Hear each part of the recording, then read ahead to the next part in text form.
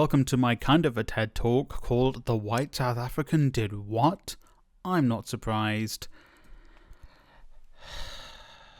So, at the inauguration, Elon Musk decided to do this twice.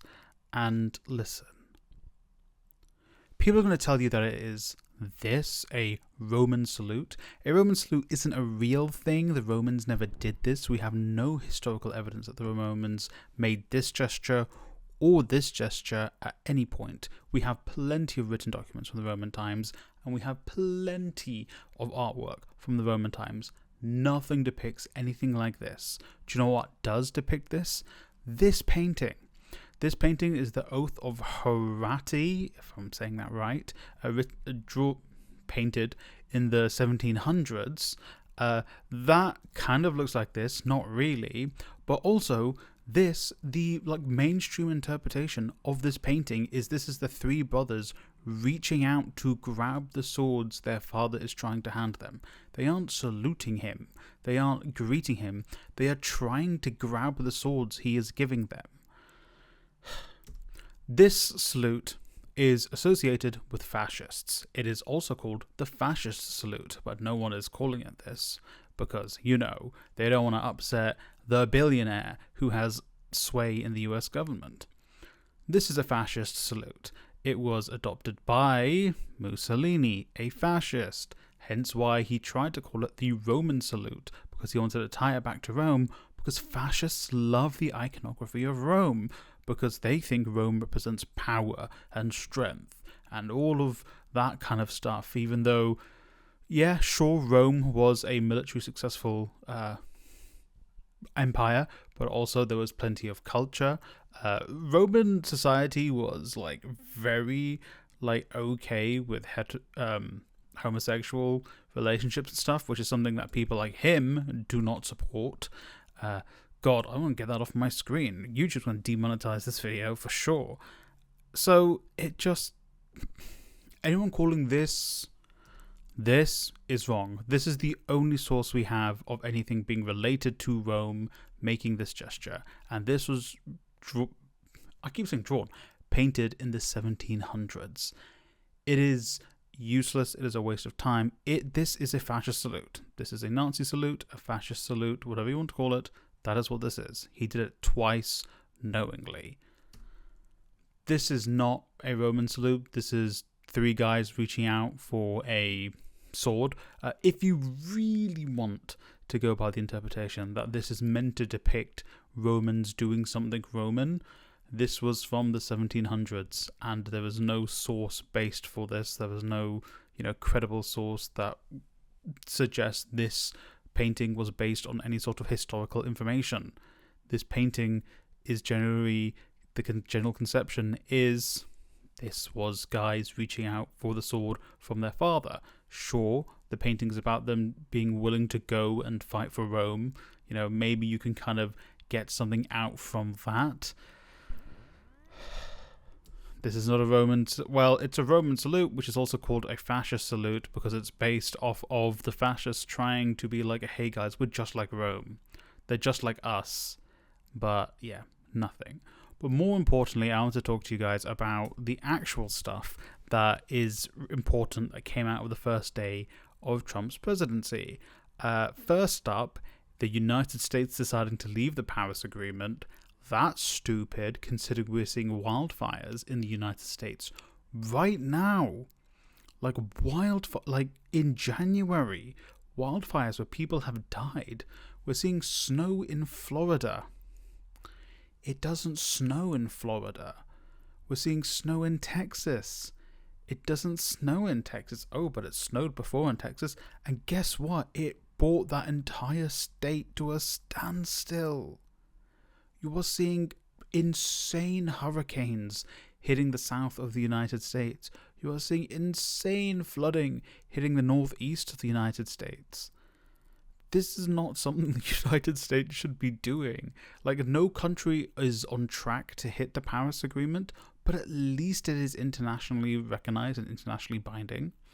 The countries are supposed to be held accountable to make sure they try and hit the Paris Climate Agreement goals, but they're not. And the US leaving it makes it even worse for Americans. And do you know who it impacts the most? It will impact poor Americans the most.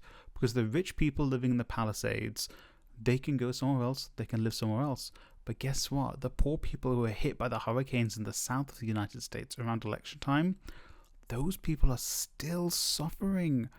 Those people still do not have somewhere to live in some instances.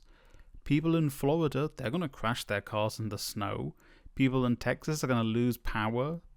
Maybe the rich parts of the state, like Austin will be okay. Even though Austin is a predominantly blue area of a very red state, you're going to be having people in rural parts of Texas be impacted the most. It's terrible.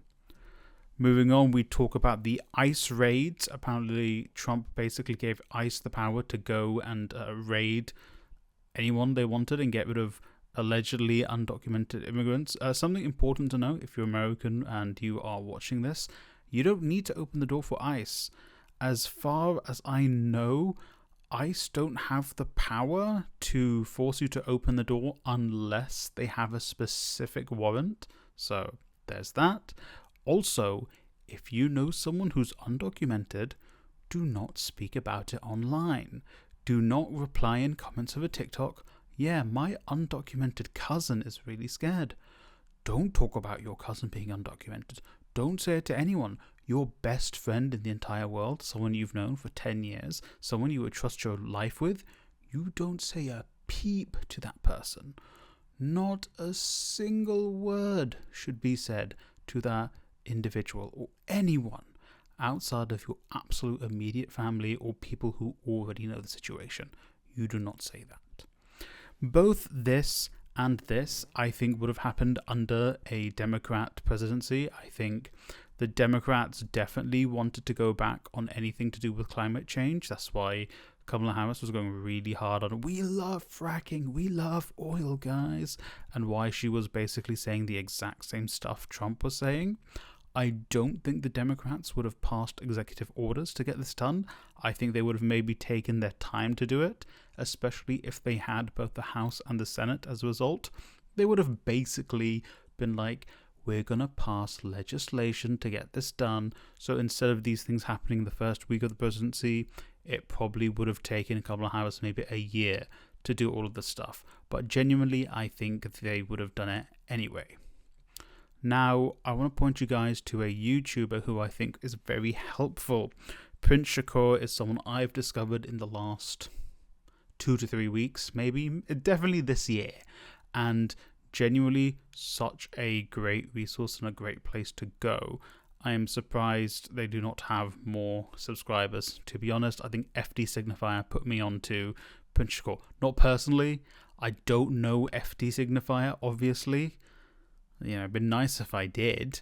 But Prince Shakur's basically doing a series on how to organize. And I think if you're in the United States particularly, this is going to be very important and impactful for you. So I've learned a lot from I think they've released 2 videos in the series on their YouTube channel. And they had like kind of one video in between. So it must be over the past 3 weeks or something. I don't know, whatever. I found them extremely interesting and extremely informative, and helped me think about kind of my journey as trying to be an activist as well. So highly recommend these 2 videos in particular. How to Become an Organizer is basically the first one in the series, where basically Prince Shakur's talking about kind of why they became an organizer, how they became an organizer, their shifting opinions, their place in organizing, stuff like that. The second one is them with another organizer. I feel bad, I don't remember their name, but they basically did like a Q&A, which also was very useful and opens your eyes a lot. Again, particularly for the United States, I think these would be very useful videos for you, given Shakur is a US, don't know about citizenship, they're from the US, obviously, so I think these videos will be very useful as a way for you to kind of get some resources. I highly recommend them. Obviously, this shouldn't be your only place of learning, but I think if it's somewhere you want to start organizing, you want to start, understanding the things you need to be doing over the next 4 years.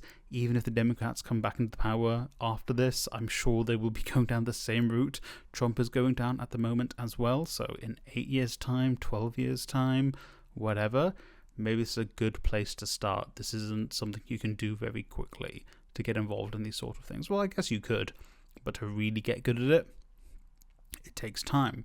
So, yes. First part of the video, recap this, fascist salute. This is not this. This is a painting from the 1700s.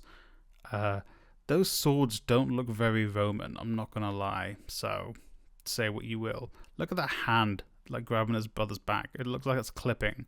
Damn, this painting's mid as hell. Paris agreements being left, this is horrible for the American public. This is really bad. The ICE stuff, also horrible for America, horrible for human beings. There's something I want to say, but I definitely will get this video taken down. But remember, and double check this, as far as I know, you don't have to open the door for ICE unless they have a specific warrant. Do not say anything about someone you know's documentation status. Do not say it to your best friend. Do not say it to your teacher. Do not say it to your loved one, your wife, your partner, your husband, whatever. You do not mention it to them either. And yes, go check out Pinchcore. I highly recommend them. I have been learning a lot as well, and yeah, it's just great. So that's the end of my The White South African Did What? I'm Not Surprised presentation. Thank you for joining me. Stick around for more stuff like this every Saturday. And yeah, look after yourselves. And the best way we're going to survive this is to survive this together and to work together. And hey, workers of the world, unite.